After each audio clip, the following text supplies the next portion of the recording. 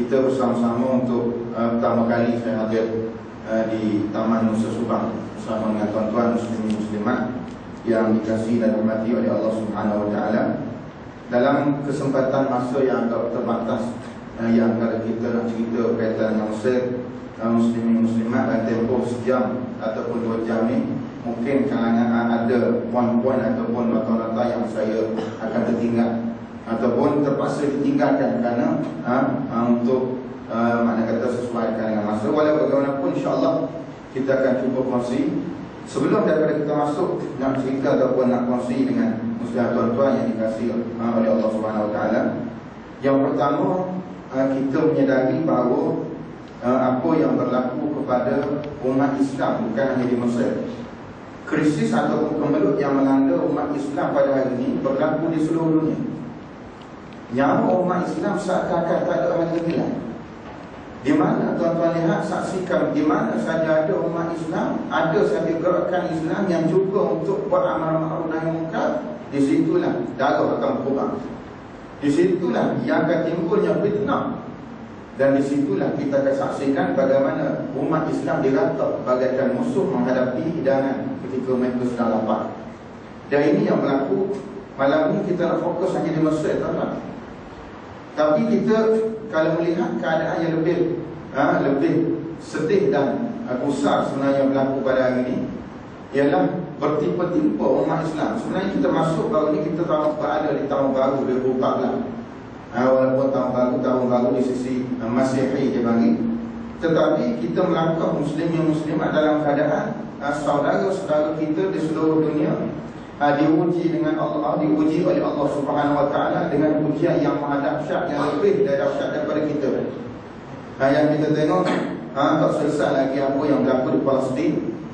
Di Palestin dah lama kita tengok, tuan-tuan buka berita jam 11, ada saja cerita tak Palestin sampai hari ini tak selesai.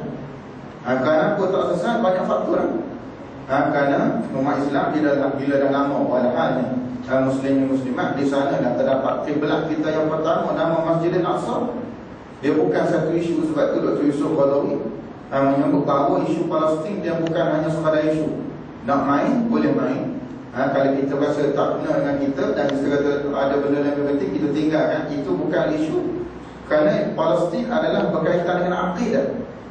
Seperti mana kita sayang kepada Masjidil Haram, kita sayang kepada Masjid Nabawi, tak sempurna sayang kita ni kecuali kena sayang juga kepada Masjidil Aqsa. Sebab dia ada ranking ataupun kedudukan yang ketiga, masjid tersuci dalam Islam. Tak selesai lagi isu Palestin.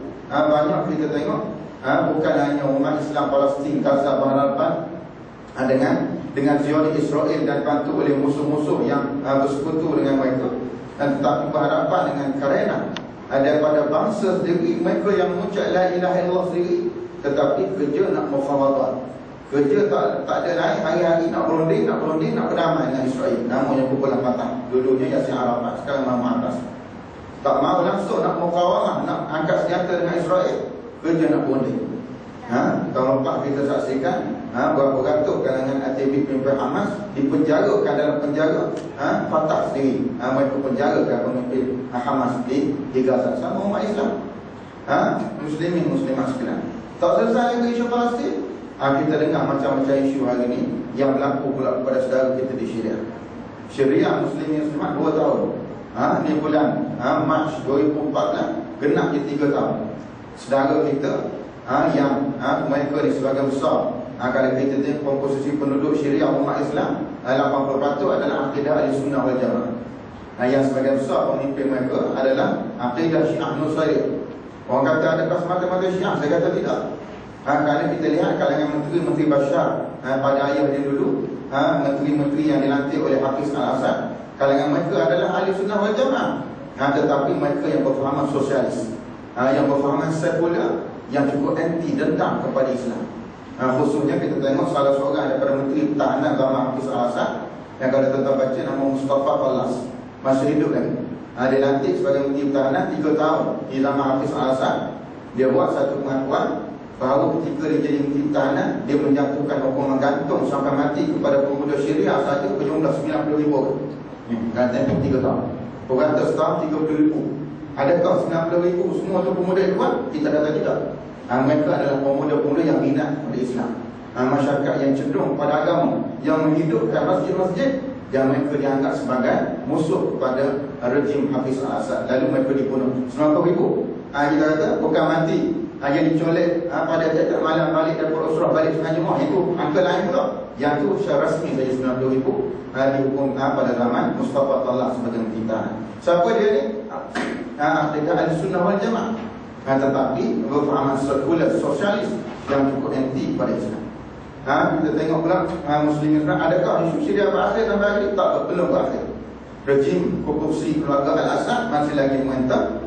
Dan kita tengok bantuan daripada negara-negara yang bersekutu yang mempunyai kepentingan dengan Syria masih lagi terus menjadi penyokong kuat, khususnya kita sebut sebagai Rusia, China, Iran dan Hezbollah. Ini adalah kumpulan-kumpulan yang menyokong pembunuhan penyembelihan saudara kita di Syria. Muslimin muslimat yang dikasihi oleh Allah Subhanahu wa taala.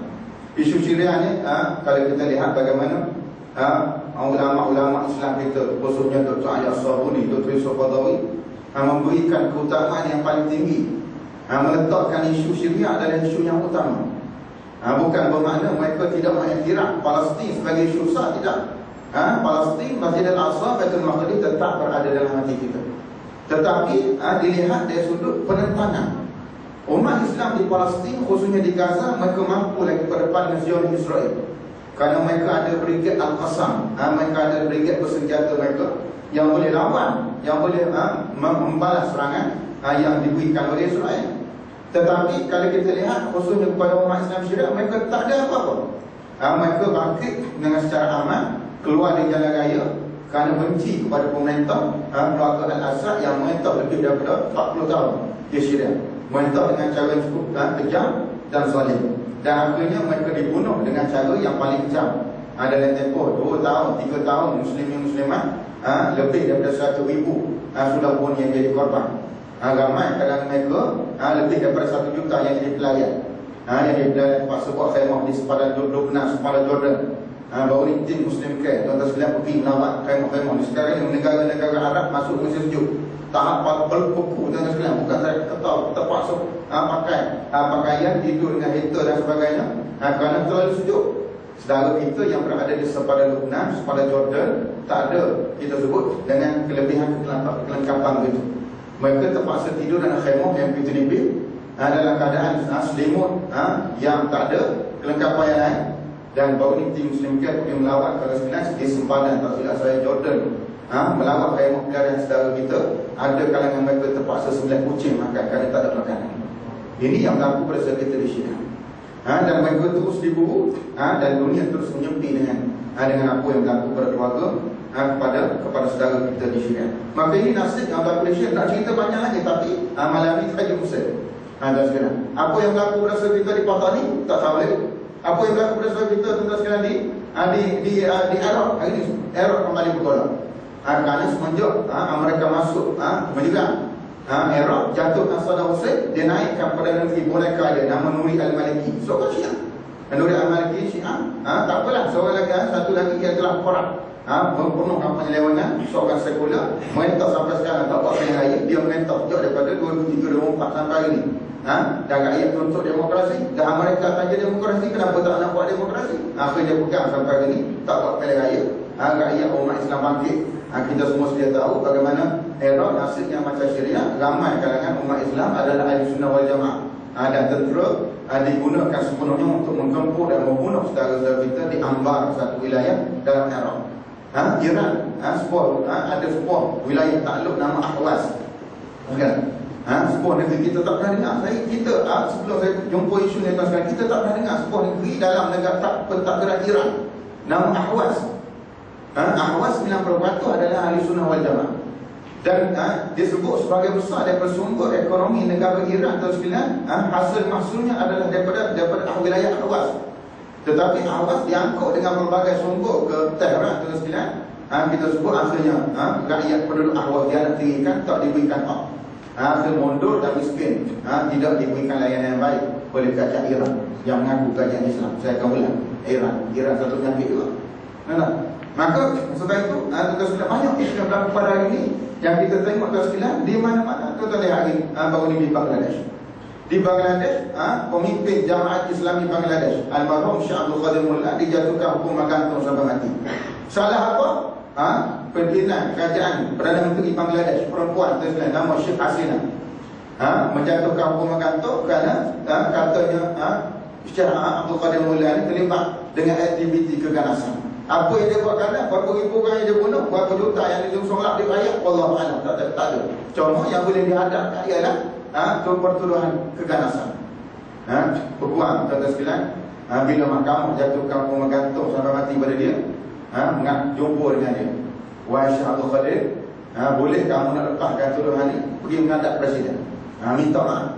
Kalau dapat pengampunan daripada presiden, maka kamu akan jawab. Apa jawapan Syekh Abdul Qadir Mullah? Aku rela menghadap Allah dalam keadaan aku dikurniakan syahid daripada menghadap manusia untuk minta keampunan. Akhir sekali tak minta keampunan, dia hukum gantung sampai mati. Tuan-tuan sekalian, 2 minggu lepas saya khutbah di Masjid Muhammadiyah Ampang, Tasik. Tuan sekalian, saya sebut cerita ni dalam khutbah.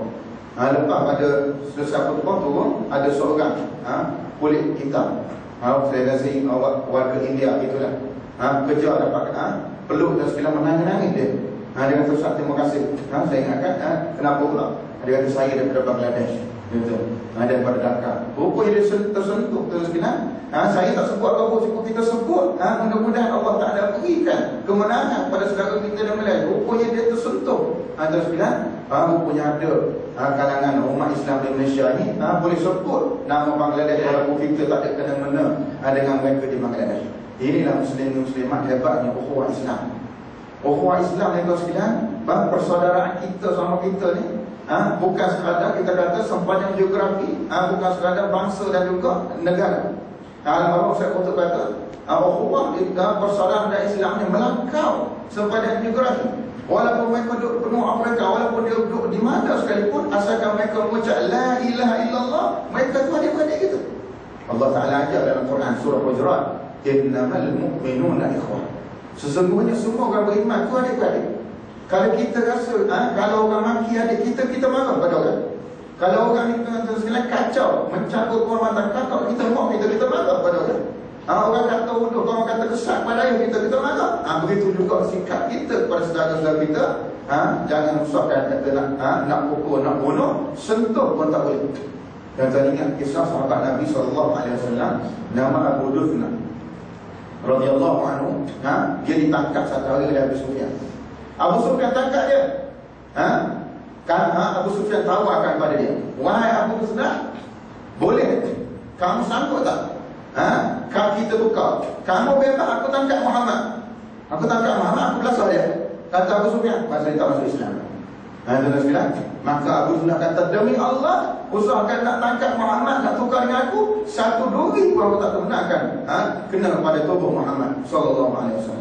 Abu Sufyan pelik, nak tukar, sepatutnya dia kuasa seronok nak tukar dengan Rasulullah, dia kena tak.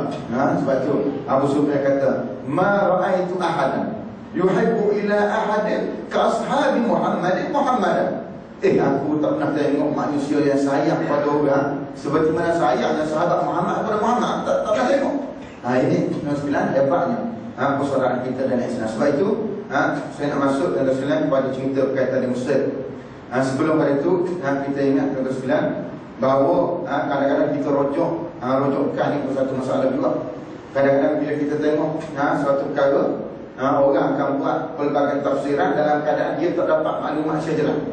Tapi dia nak cakap.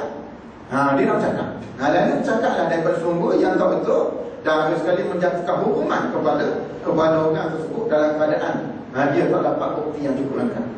Yang Allah Ta'ala sebut dalam Quran, ya ayyuhallazina amanu in ja'akum fasiqun binaba'in fatabayyanu an tusbihu ala qaumin fa'antum nadimin. Ya Allah Ta'ala sebut, bila datang kepada kamu orang fasik buat berita, rujuk pada sumber-sumber berita, agensi berita barat, maka sudah tentu dia akan menuduh ataupun memutablikkan cerita, dan sekali apa benar dia nampak salah, yang salah dibenarkan.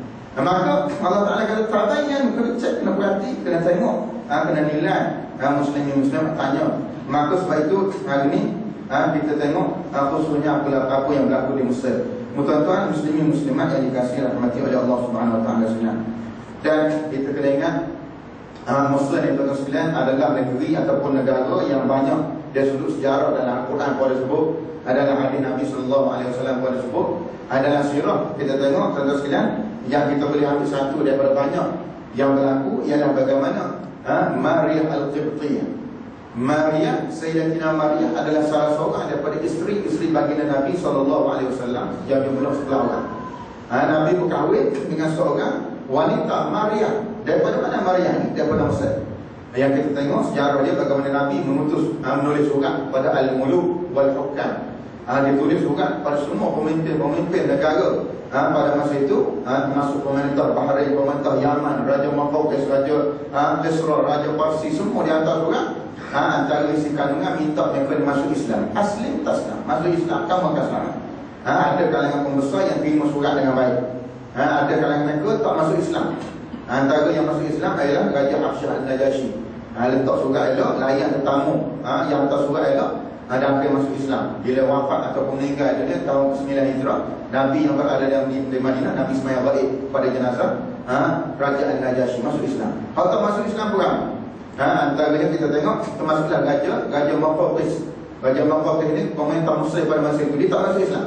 Dia letak surat dia, surat yang Nabi utuskan, lalu dia minta seorang penulis yang mahir bahasa Arab tulis jawab surat Nabi tadi.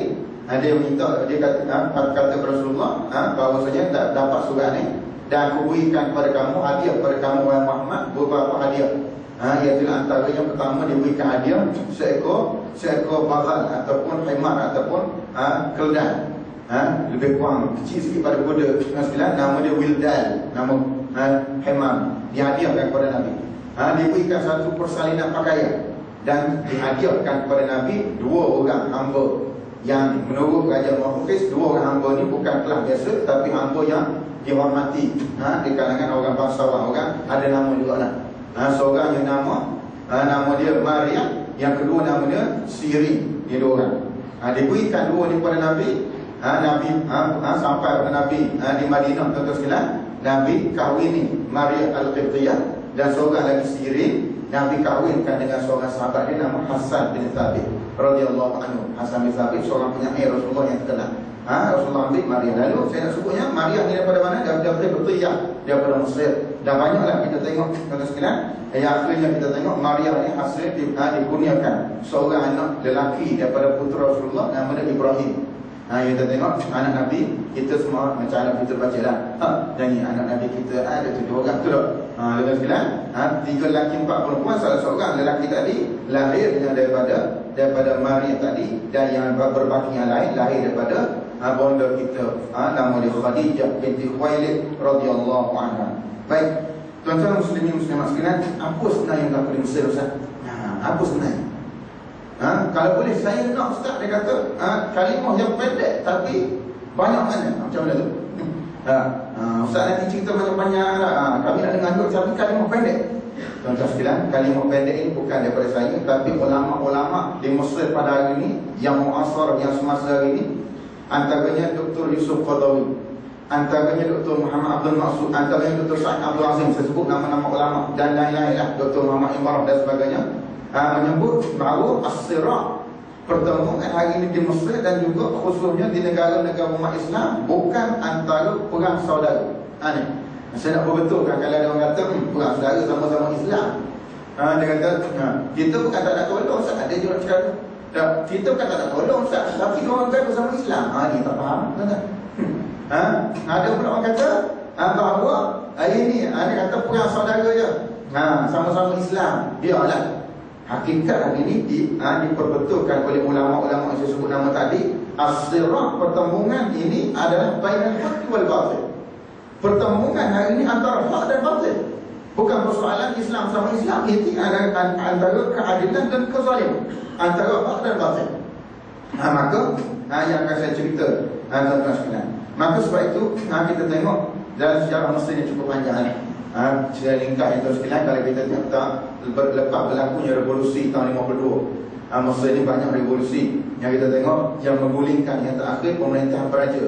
di Mesir, jatuhnya Raja King Farouk tuan sekalian, yang dia katakan terlibat membunuh Syahid Hassan al-Banna tuan sekalian pada tahun 49. Yang kita tengok berlakunya revolusi tahun 52, tumbangnya pemerintahan raja, bermula sejak daripada itulah bermulanya pemerintahan Republik Jumhuriyah di Mesir dengan presiden yang pertama bernama Jeneral Muhammad Nagib. Tak sempat lama tuan sekalian, kerana dilihat Muhammad Nagib ni tuan sekalian cenderung ataupun minat kepada kaum muslimin untuk dicantat. Siapa yang cantat dia bukan orang lain, timbalan dia Jeneral Gamal Abdel Nasser. Naik Gamal Abdel Nasser tuan sekalian mentok lama, dan dilihat orang yang cukup berani. Walhad dalam pemerintahan semasa dia memerintah tuan sekalian, terlalu banyak siri-siri penangkapan dan juga tekanan yang dikenakan kepada kaum muslimin. Yang kita tengok kemudian bertukar pada bila meninggal dunia beliau pada tahun 1970, naik yang timbalan dia Anwar Sadat. Maka Anwar Sadat pun cuba nak menjernihkan suasana.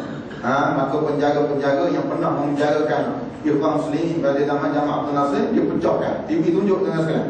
Dia sendiri yang pecahkan tukur, pegang tukur, pecahkan rantai ataupun mangga yang pernah penjarakan kaum muslimin. Maka dibebaskan dibebaskan Zainal Ghazali dan sebagainya, pemimpin umat Islam ramai pemimpin dibebaskan pada zaman Anwar Sadat. Tapi rupanya berlaku tak lama, sempat 3 bulan. Lepas 3 bulan tuan sekalian ditangkap balik. Yang mana dia bebas, dia tangkap lagi terus dia buat pada Gamal Abdel Nasser. Tuan sekalian, dia dah ada sekali meninggal ditembak di mana menghadiri satu majlis pada tahun 1981. Ketika dia sedang menghadiri perbaikan hari kemerdekaan negara Mesir pada 6 Oktober tuan sekalian, maka keluar tentera yang naik yang berada dalam kenderaan itu, tembak orang kata macam-macam lah. Katanya gerakan Jamaah Islami yang terlibat. Ada pula satu pendapat kata Hosni Mubarak yang rancang sebab dia nak cepat. Kan Hosni Mubarak ni naik presiden pada Anwar Sadat. Jadi nak tunggu kawan ni lama mati. Dia dulu rancang kata pendapat yang begitu juga. Maka sebenarnya tak apalah, meninggal dunia dan akhirnya naiklah Hosni Mubarak 30 tahun.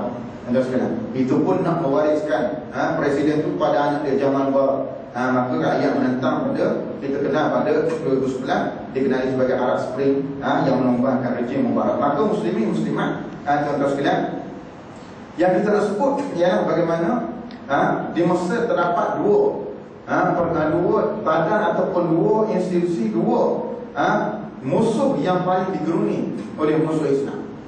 Yang pertama ialah Al-Azhar, yang pernah disebut oleh Gladstone, yang telah ditulis oleh Dr. Abdul Nasir dalam buku dia sekalian yang bertajuk Kebangkitan Islam. Beliau menakalkan ucapan ini daripada seorang pemimpin British pada masa dulu nama Gladstone. Dia kata kita orang barat ni, dia kata ada 4 halangan dari orang timur. Dia bagi orang Islam orang timur, dia orang barat. 4 halangan. Yang pertama dia kata ialah Kaabah. Kaabah ni tuan sekalian, yang pernah cuba diruntuhkan oleh Abraham, yang Allah Ta'ala selamatkan dengan turunnya burung ababil. Maka musuh Islam melihat Kaabah itu satu musuh ataupun satu halangan besar kepada mereka. Yang kedua itulah Salatil Jumaat, sembahyang Jumaat. Sembahyang Jumaat ni satu halangan besar kepada mereka. Kenapa mereka teruskan melihat Kaabah ni teruskan dan juga sembahyang Jumaat musuh besar kepada mereka, musuh besar? Kerana di sinilah tempat yang kita tengok umat Islam berkumpul. Tuan-tuan lihat sembahyang Jumaat, ramai umat Islam sembahyang Jumaat. Kalau kita katalah tempat masjid buat Jumaat, kalau kita tengok lagi mana-mana akan berlaku pembaik kuliah pembesaran ataupun renovation masjid. Kenapa? Tak umat masjid yang setingkat jadi 2 tingkat, yang dah setingkat kena bersuara. Kenapa? Sembahyang Jumaat. Sembahyang lain kosong lah. Kita tu sembahyang Jumaat dia. Nak sebut kekuatan umat Islam ramai. Tetapi kita tengok syiar ataupun yang kita nampak hanyalah seminggu sekali itu sembahyang Jumaat. Tengok pula Kaabah setahun sekali musim haji. Dan semua ini cuba dikikiskan, cuba dihapuskan oleh musuh Islam dengan mencabut roh, dengan mencabut kelazatan, kenikmatan yang ada pada Kaabah dan juga sembahyang Jumaat. Iaitulah kita tengok Kaabah, iaitulah pada himpunan setahun sekali umat Islam, orang buat cara masing-masing. Sepatutnya almarhum Syekh Qutb kata, orang pergi haji ni tuan sekalian, kita tengok kita buat apa? Buat khemah di pada Arafah. Khemah sebelahnya belah. Ni orang Malaysia, sana orang Indonesia, situ orang India, sana orang Bangladesh, sebelah belakang orang Palestin, sana orang Muslim. Semua berkumpul di padang yang satu. Tapi apa mereka buat? Masing-masing buat masing-masing. Itu pun kadang-kadang masih haram nak bertumbuk. Kadang-kadang berubuk nak cium Hajar Aswad, nak bertumbuk. Kenapa? Sudah hilangnya semangat ukhuwah persaudaraan Islam. Sepatutnya perhimpunan yang begitu besar dibuat untuk perkenalan. Jumpa orang Muslim, speaking ke cakap Arab ke ikutlah. Orang Muslim, macam mana cerita Muslim? Muslim macam ni. Jumpa budak India, macam mana? Kita berkongsi, ambil tahu keadaan tersebut merupakan antara prinsip besar kenapa diperlukan dibuat himpunan pada setahun sekali dimulakan pada musim haji. Yang kedua adalah sembahyang Jumaat. Tengok khutbah Jumaat tak ada dah.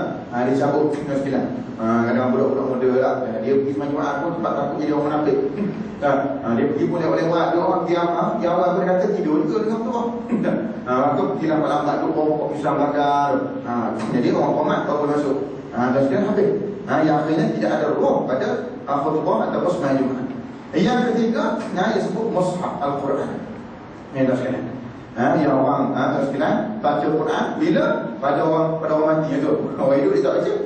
Ada orang mati bukan saya larang dia sekalian, tetapi fungsi yang Allah Taala sebut Al-Quran ni hudan lil muttaqin, menjadi petunjuk kepada orang bertakwa. Orang bertakwa ni orang hidup lah kita kata.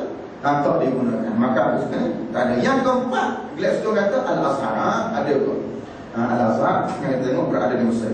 Sebab itu muslimin-muslimat sekalian, yang saya boleh sebut agak ketara perubahan yang berlaku di Al-Azhar ialah pada pemerintah rejim Hosni Mubarak. Yang kita tengok 30 tahun bagaimana dicengkam, dikawal cukup-cukup Al-Azhar, diarahkan supaya silibus khususnya berkaitan dengan jihad dihapuskan daripada pengajian Al-Azhar. Bagaimana satu buku yang ditulis satu kitab kerja pada zaman Jamal Abdul Nasir sekarang telah dihasilkan oleh seorang menteri Jamal Abdul Nasir, namanya Zakaria Mahyiddin. Zakaria Mahyiddin tulis satu kitab kerja macam mana cara nak rosakkan Al-Azhar di tahun 50-an dulu kan. Antaranya ialah sekalian dia tulis cara dia, modus operandi dia, antaranya dengan membeli alim ulama. Yang kita bimbang yang berlaku, dan akhir sekali bila alim ulama boleh dia beli, dan akhirnya keluar fatwa yang tak sepatutnya dikeluarkan kepada masyarakat.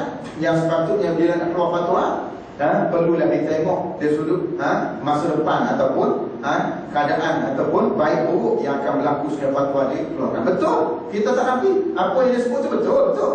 Dia rujuk Quran, dia rujuk hadis. Tetapi bila digunakan ataupun dikeluarkan dalam masa yang tak betul, maka ini yang berlaku. Saya nak sebut sebagai contoh. Hari ini berlaku di Mesir, pembunuhan yang berlaku antaranya kerana faktor ada terdapat ulama-ulama yang tak berhati-hati bila bercakap. Salah seorang baru ini sekalian, seorang pensyarah Universiti Azhar, namanya Dr. Muhammad Karim. Saya sebut salah satu, ni banyak, salah seorang. Bila sebut dengan satu fatwa, uqtul al-ikhwan walaka ajrun yaumal qiyamah. Bunuhlah orang ikhwan, kamu akan dapat pahala pada kiamat. Fatwa apa? Betul tak? Bunuh orang ikhwan. Maka kita dah sebut fatwa begini, maka dianggaplah bahawa ikhwan muslim ini adalah dia. Kerana kau boleh bunuh? Kerana mereka anggap bahawa ikhwan muslim ini khawarij. Khawarij pula. Kata pula ikhwan muslim ini bohong. Yang kita tengok keadaan begitu tak bertepatan. Sehingga kalau mereka menghalalkan darah orang ikhwan, Allah Ta'ala berat tu berat. Bagi kita tuduhan yang terlalu dahsyat dengan sekadar menghalalkan darah. Kita nak sebut dalam syariat hukum fiqh bintang Allah Ta'ala gariskan, nak menghalalkan darah seseorang itu bukan perkara yang mudah, kecuali kena mengikut syariat. Antara kita sebut masyarakat syariat menghalalkan hukum qisas. Kenapa darah dia halal? Sebab dia bunuh orang lain. Gitu. Dia bunuh orang lain, maka darah dia halal. Kerana apa? Kerana untuk hukum balas, bunuh balik pada dia kerana dia membunuh lebih dulu orang lain, orang Islam. Satu. Yang kedua, bila lagi darah seorang itu halal, dia itulah ketika dia murtad. Murtad itu tak boleh turun bunuh. Dalam Islam dia beri hakim ataupun seorang hakim atau sekalian perlu memberikan tempoh 3 hari kepada orang itu untuk bertaubat. Dihantar pada alim ulama untuk nasihat supaya kembali kepada Islam. Kalau dia tak mau juga, baru dia hukum bunuh. Banyak kita tengok yang kemudian ada hukum zina. Mereka yang telah kahwin berzina, maka dikenakan hukum rejam sampai mati. Maka ada pun selain pada itu tak boleh mudah-mudah kita nak menghalalkan darah orang. Bukan masuk kata nak halalkan darah orang ni orang kafir lah. Masuk kata orang Islam telah pemurtad, halal darah dia. Adakah benda itu automatik berlaku? Tak betul. Maka itu sekalian kena berhati-hati. Sebab ulama sebut itu sekalian, kalaulah 99 terdapat bukti bahawa boleh kita nak kata orang ni kafir, tetapi ada satu bukti yang dia ni kita kata dia masih Islam. Contoh, kita kata kita ada macam-macam bukti kata dia ni orang dia telah pemurtad. Tapi ada satu bukti, tengok dia ni selalu main masjid lagi. Satu maka ulama kata hukum yang itu masih Islam. Tak boleh nak menghukum orang tu kafir. Maka besar satu sekalian tuduhan yang mubah. Maka muslimin muslimat yang dikasihi rahmati oleh Allah SWT. Al-Aslam. Yang kedua apa yang ada di Mesir? Yang ada di Mesir nama satu gerakan Islam yang beri Ikhwan Muslimin. Ikhwan Muslimin sekarang ditubuhkan tahun 28 dan sekalian oleh Syahid Hassan Al-Banna. Dalam masa yang singkat kita lihat bagaimana Hassan Al-Banna berjaya mengubah masyarakat umat Islam pada masa itu untuk terima Islam dari sudut semua. Kerana Islam ni terus tertapak di Mesir dah mudah. Orang Islam di Mesir terima Islam tak cuma terima dari sudut juzuk-juzuk. Kalau kita pergi Mesir boleh tengok ada yang Islam jenis nak ajak orang pergi semayang saja. Ada orang jenis ajak orang ramai umat Islam kepada untuk bertasawuf saja. Ada je dia mana kata dia sudut. Tapi Hassan Al-Banna ajak bahawa Islam ni dia sudut syumuliyah semua sekali, bermula daripada kita bangun tidur sehingga tidur balik 24 jam mesti Islam. Dan akhirnya dalam tempoh singkat dan sekalian berjaya beliau lebarkan diterima pengaruh Ikhwan Muslimin. Dan akhirnya kita tengok komplot yang dirancang pada 12 Februari tahun 49 dan sekalian. Kita tengok bagaimana pada masa itu Hassan Al-Banna baru keluar daripada pejabat Syuban Al-Muslimin. Dulu nama Syuban Al-Muslimin turun pergi ke KL. Sekarang masih ada di pejabat tu. Tambah lagi di Ramsis dan sekalian, beliau turun bersama dengan adik ipar dia, tahan terus taksi. Bila naik taksi ditembak pemandu tadi, tembak berbedah, tembakan dan sekali dibawa ke hospital. Masih lagi boleh dirawat, tetapi arahan dari kerajaan Raja Farouk pada masa itu minta supaya hospital jangan berikan rawatan yang secukupnya pada Hassan Al-Banna, lalu mengembuskan nafas terakhir pada Februari tahun 49. Tuan-tuan sekalian, almarhum Syekh Qutb pada masa itu berada di Amerika. Dia tengok hari itu sekalian rakyat Amerika buat pesta. Penganut Kristian seronok, gereja-gereja semua bunyikan loceng. Dia pelik kenapa mereka cukup seronok pada hari itu. Lalu dikaji dan ditengok dan terima dapat berita hari itu rupanya Syahid Hassan Al-Banna mati dibunuh. Lalu anak Kristian dan juga musuh Islam berasa gembira di atas kematian. Kerana apa? Itulah halangan besar kepada mereka sudah pun berjaya dihapuskan. Maka tuan-tuan sekalian, kita tengok saya sebut tekanan dia buatlah kepada Ikhwan Muslimin. Dan akhirnya kita tengok pada berlakunya Arab Spring. Saya tuan-tuan sekalian bila sebut Arab Spring ni awalnya saya tak setuju. Ini bukan kebangkitan Arab.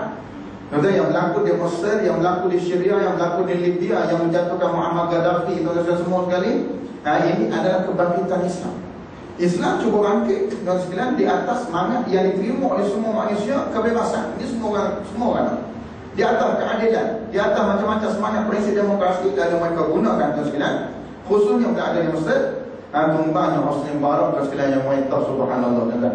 Bila tumbang dia tuan sekalian, aset yang ditengok yang dikaji tuan sekalian yang ada pada Hosni Mubarak selama 30 tahun tuan sekalian, harta dia berjumlah 670 bilion USD tuan sekalian. Sekaligus mencapai kedudukan orang yang paling kaya dalam dunia pada masa itu. Kita kata tak kata adakah Ustaz, adakah salah orang Islam kaya? Kita tak kata bahawa Islam salah kalau kaya.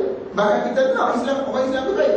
Sebab orang Islam kaya ni terus macam-macam, dia boleh bantu orang miskin, orang anak yatim semua boleh tolong. Tetapi kekayaan tersebut mestilah daripada sumber yang halal. Dan juga diberikan kepada mereka yang sepatutnya. Maka ini yang tak berlaku pada Hosni Mubarak. Rupanya dikumpulkan duit tadi, dirampah daripada mulut rezeki, daripada mulut rakyat terus masuk dalam poket mereka daripada pelbagai sumber. Tuan-tuan, Allah Ta'ala beri pada Muslim, Masya Allah, hasil masuk subhanallah banyak. Sektor pelancongan, pertanian, perindustrian. Kita tengok dengan lombong emas yang ada di Sinan. Tuan-tuan lihat pula dengan petrol, gas. Tuan-tuan sekalian, macam mana pula satu terusan yang paling strategik dalam dunia, terusan Suez. Purata 1 setahun untuk income pemasukan negara Mesir setahun daripada terusan Suez saja 100 bilion USD. Benar? Mana pergi duit rakyat? Ini kita kata rakyat Mesir terus dimiskinkan. Dan sekali yang kaya kalangan menteri-menteri dan juga pengusaha-pengusaha khususnya barat. Maka akhirnya tumbang rejim yang zalim itu sekalian pada 11 Februari tahun 2009. Maka kita tengok tuan sekalian berlakunya pilihan raya pertama saya sebut. Kita sebut kronologi tuan sekalian dulu. Bila berlakunya pilihan raya pertama, dia buat pilihan raya Dewan Rakyat. Nak pilih Dewan Rakyat, Dewan Senat, dan barulah dia buat pilihan raya Presiden. Pilihan raya Dewan Rakyat tuan sekalian berlaku pada bulan November 2011. Iaitu ke-6 ataupun 7-8 bulan selepas Husni Mubarak Kemal. Dia buat pilihan raya Dewan Rakyat tuan sekalian, maka dipilihlah kalangan yang menjaga melia pusat kemudian kalangan hakim. Maka yang masuk juga pada masa itu Ikhwan Muslimin menumbuhkan parti Hurriyah wa Adalah, FJP parti tuan sekalian. Masuk pilihan raya dengan macam-macam parti yang ada, tetapi pilihan rakyat pada Ikhwan Muslimin bila mereka mendapat majoriti kursi 235 kursi daripada 499 kursi. Ini saya kata 2/3 majoriti oleh pada Ikhwan Muslimin. Maka masa itu tuan sekalian bertiup kencang. Ini saya sebut tadi kerana mereka takut pada Ikhwan. Mereka takut pada kemarahan Ikhwan Muslimin, minta supaya Ikhwan Muslimin ini jangan bertanding kalau boleh pilihan presiden. Cukuplah dah boleh banyak kursi di Dewan Rakyat. Jangan jadi macam Mubarak. Mereka kata semua parti dia nak bola. Okey, Ikhwan Muslimin kata tak ada masalah. Kami tak akan bertanding untuk pilihan raya presiden ini. Kan kita tengok pada pusingan pertama sebelum daripada dibuat pilihan raya, memang Ikhwan Muslimin buat statement mereka tidak akan menyertai pertandingan presiden dan tidak akan menyokong mana-mana calon daripada ahli mereka yang bertanding untuk buat pilihan raya presiden. Okey, tak salah. Lalu tuan sekalian, macam mana cara? Iaitulah untuk menguasai sebanyak mungkin Dewan Rakyat. Sebab mereka kata kalau sekiranya siapa pun naik presiden lepas pada ni, siapa pun tak kira dah Ikhwan atau Ikhwan yang masalah akan bertanding, siapa pun yang akan naik, Muhammad Al-Baradhi ke siapa, tapi mereka telah menjadi kuasai sebagai ketua kursi parlimen, maka dasar-dasar dua akan dasar-dasar dua presiden akan dikawal oleh Dewan Rakyat yang mereka kuasai. Okey, tak ada masalah. Tiba-tiba terus sekalian 360 darjah berpusing. Ini kita tengok akhir sekali bila nak buat pilihan presiden, Ikhwan Muslimin nak bertanding. Ini kalau kita lihat rakyat Muslim semuanya akan sepadu Ikhwan kadzab. Orang Ikhwan ni bohong. Mula cakap tak mau bertanding, hari ni nak bertanding pula. Tuan-tuan, orang tanya kenapa, apa faktor sebenar yang menyebabkan Ikhwan dulu janji tak mau bertanding, akhir sekali terpaksa nak masuk buat pertandingan. Yang menang Dr. Muhammad Hashim. Saya rasa ada dua faktor tuan sekalian yang terpaksa mereka buat keputusan yang bercanggah daripada keputusan asal. Iaitulah yang pertama tuan sekalian, kita lihat pada masa itu ubutan daripada tentera terus sekalian, tentera Muslim mereka terus sekalian dapat bantuan daripada tentera daripada Amerika buat latihan ketenteraan bersama tuan sekalian.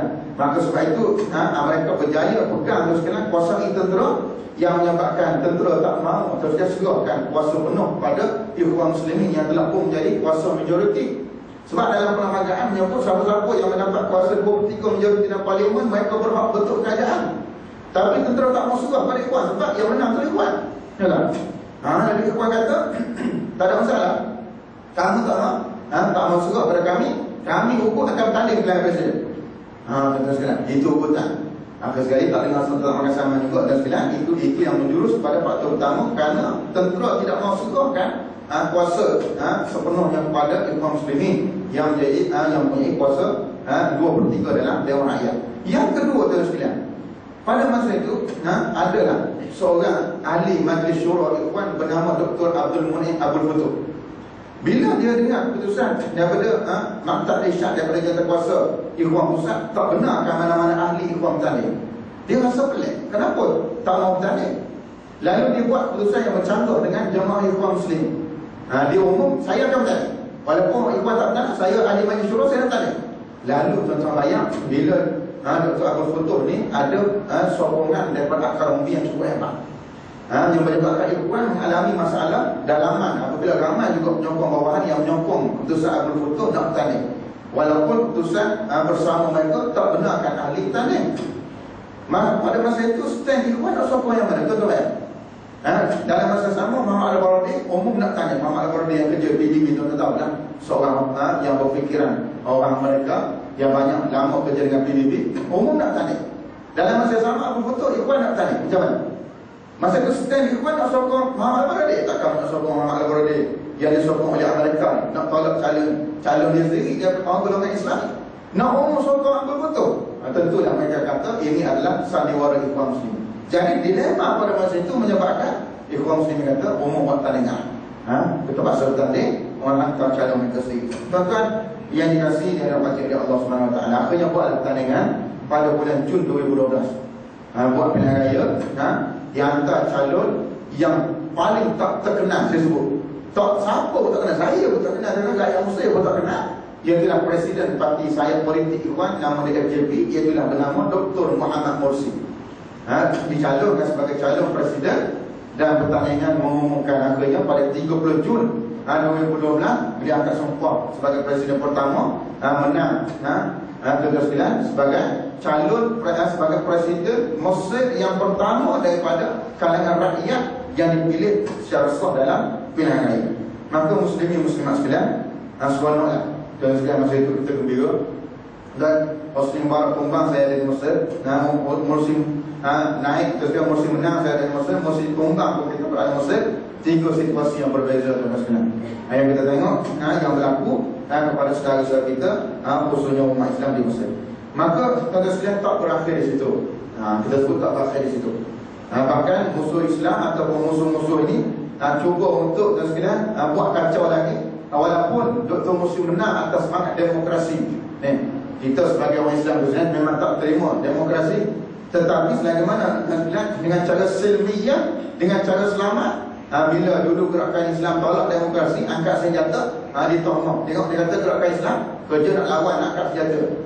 Bila ijtihad ummah dan sekalian letak senjata, kita terima, dapatkan kuasa dengan cara tak menumpahkan darah, dengan cara tak mengosakkan harta benda, dengan masuk pilihan raya. Bukan kita iktiraf pilihan demokrasi, tapi ambil sebagai wasilah perantaraan. Kalau dulu guna senjata ramai mati, sekarang masuk pilihan raya, terus mengurangkan. Kita tengok risiko bila masuk pilihan raya menang, dia tak iktiraf putusan. Kita tengok Hamas, Ismail Haniyah masuk pilihan raya, dia menang, dinafikan kemenangan, tak dibantu Gaza, dan akhirnya dibantu hanya diiktiraf pada kumpulan Fatah. Maka tuan-tuan sekalian, kita tengok yang berlaku. Yang pertama ialah sepanjang Dr. Morsi mentah, kita tengok dia cuba buat perubahan. Antaranya boleh jadi imam sembahyang. Tak pernah berlaku. Hosni Mubarak pun tak pernah jadi imam sembahyang. Jamaah Munasir pun tak pernah sembahyang. Saya tak pernah jadi imam sembahyang. Tak pernah berlaku. Maka kita tengok yang perubahan pertama. Yang kedua, dan sekalian ialah dia buat, ialah mengurangkan gaji bulanan yang dia dapat. Baru ni, dan sekalian Dewan, bukan baru ni lah, lepas ada Parlimen telah bahas gaji presiden. Panggil pejabat, staf pejabat presiden, redahkan dalam Parlimen. Berapa gaji Dr. Morsi? 30,000 pound Egypt sebulan. Berapa Ustaz? 15,000 ringgit Malaysia. Tuan-tuan, 15,000 Indonesia. Betul sebenarnya. Gaji CEO syarikat Pak Kita Rimahan. Tuan-tuan sekalian, 15,000 ringgit Malaysia je. Tuan-tuan, orang tanya bila, berapa gaji Mubarak masa Mubarak mentah? Saya pun tak tahu, staf dia kata. Orang rahsia sampai tak tahu. Tuan-tuan, maka kita tengok telus dalam pentadbiran. Apa lagi tuan-tuan sekalian? Iaitulah membatalkan konvoi pengiring presiden. Kita tahu bila presiden nak pergi mana, nak pergi semayang Jumaat, nak pergi pasar, nak pergi lawak rumah anak yatim, nak buat apa projek, ada kenderaan pengiring peronda polis. Berapa orang tanya zaman pada zaman Hosni Mubarak, kenderaan pengiring polis? 500 biji. Tuan-tuan bayang, 500 buah. Nak pergi mana-mana tuan sekalian, yang menyebabkan jalan 2 jam sebelum nak lalu kena tutup. Tuan-tuan bayang kalau dia lalu tutup satu orang.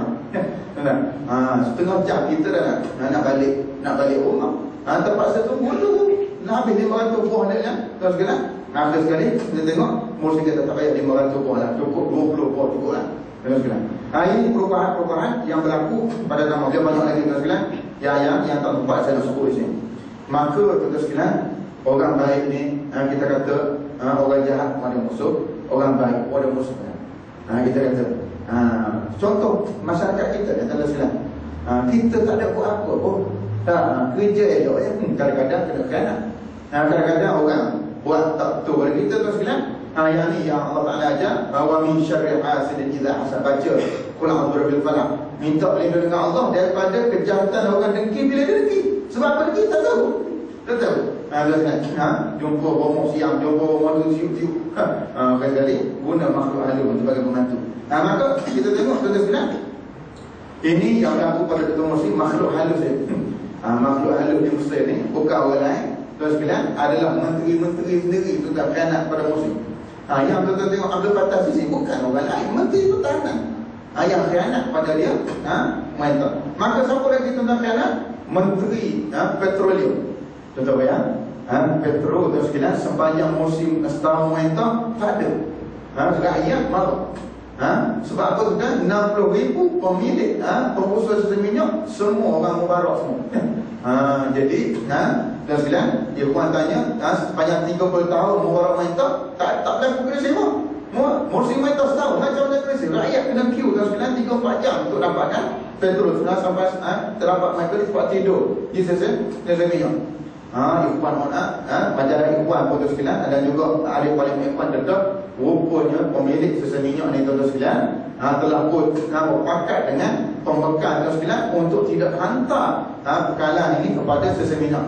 Lalu ditemui lah tuan sekalian di Tasik, di Kawakam, di Padang Pasir tuan sekalian, di Baharul Ahmar, di Iskandariyah, di Ghorbiyah, dan di Padang Pasir tuan sekalian membentuk ke Tasik. Tuan-tuan bayang, petrol yang berwarna merah dibuang di Padang Pasir tak sampai kepada rakyat. Jadi rakyat yang tak dapat maklumat, dia marah pada siapa? Dia marah pada menteri, dia marah pada pengusaha minyak, dia marah pada presiden. Presiden tak reti mentah dan sebagainya. Agak sekali Mursi yang kena lupu, yang kena sakit. Siapa lagi tuan-tuan? Banyak. Pada masa itu antaranya ialah menteri dalam negeri juga yang khianat pada Mursi. Maka tuan-tuan sekalian, pendek cerita. Pendek cerita pada masa itu pula kita tengok Amerika ni pandai.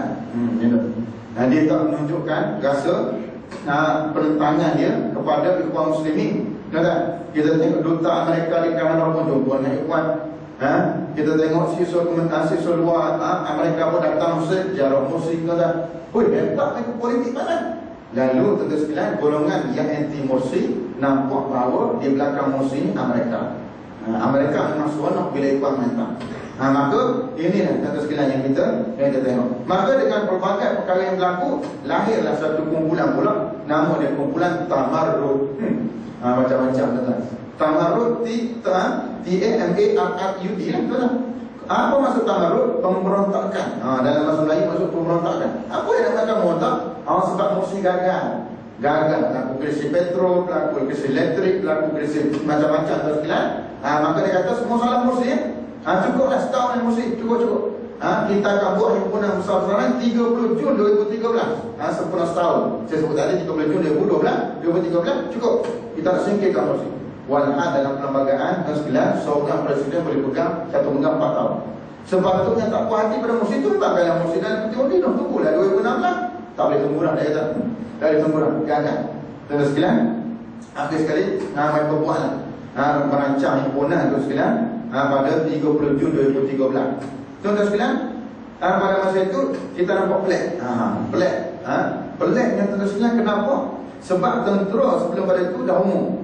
Pada 23 Jun tuan-tuan sekalian, seminggu sebelum berlakunya 30 Jun, seminggu sebelum itu 23 Jun. Memberi keluar dalam televisyen tuan-tuan sekalian, baru Abdul Fattah Sisi sebagai Menteri Pertahanan meminta supaya semua parti-parti politik menyelesaikan krisis ini dengan segera. Dia kata krisis, banyak tak ada krisis pun 2-3 orang. Tuan sekalian, minoriti je pun yang beragak tak puas hati di jalan raya. Dia kata kena selesai krisis ni. Kalau tidak, maka tentera terpaksa masuk campur dan akan umumkan, dipanggil Kharitah al-Mustaqbal, akan menyediakan satu plan tindakan yang akan diterima oleh semua pihak. Ini satu ubutan. Kita sebut antara satu ubutan kepada semua parti politik termasuk Ikhwan Muslimin. Maka terus sekalian, satu cerita daripada Menteri Pelaburan pada zaman Mursi, nama Dr. Yahya Hamid. Dr. Yahya Hamid ni terus sekalian, dia kata bila Abdul Fattah Sisi warning begitu, Mursi panggil ke istana. Mursi tanya apa cerita dia? Buat kenyataan begitu. Mursi tanya Abdul Fattah Sisi, Ada dia kata, saya guna bahasa Melayu lah. Ada dia kata, ini warning ni untuk parti politik yang bukan untuk presiden. Takut tak? Dia kata bukan untuk presiden. Presiden tak masuk dalam amaran daripada tentera ni. Ini untuk parti-parti di luar yang buat kacau.